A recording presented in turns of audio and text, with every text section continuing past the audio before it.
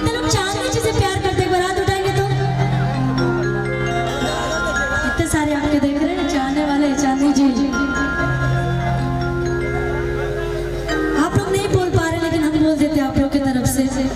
कि तू लाख छुपाई में प्यार बने दुनिया के पता चल चलते रे चुप के चोरी मिले मिल में तमाचा तेरे